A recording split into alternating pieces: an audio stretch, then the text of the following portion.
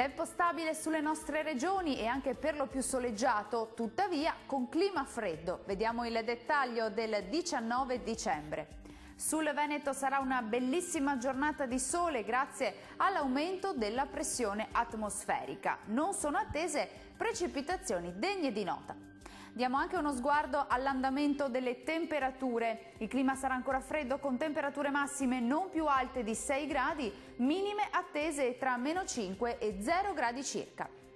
Spostiamoci ora a vedere la situazione del Friuli Venezia Giulia. Anche qui la pressione aumenta su tutta la regione, la giornata sarà ampiamente soleggiata con il cielo che si presenterà sereno ovunque. Vediamo anche le temperature, le massime saranno comprese tra 4 e 5 gradi, valori notturni ampiamente sotto zero ovunque. Concludiamo infine con uno sguardo alla situazione del Trentino Alto Adige.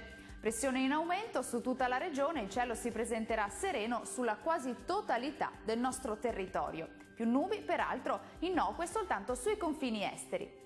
Le temperature massime sono attese sui 6 gradi, minime con -9 gradi a Bolzano e -4 gradi a Trento. Il mare sarà da calmo a quasi calmo sulle coste, poco mosso al largo, i venti moderati da nord, localmente deboli sulla laguna di Venezia. Dal meteo di Antenna 3 è tutto, arrivederci.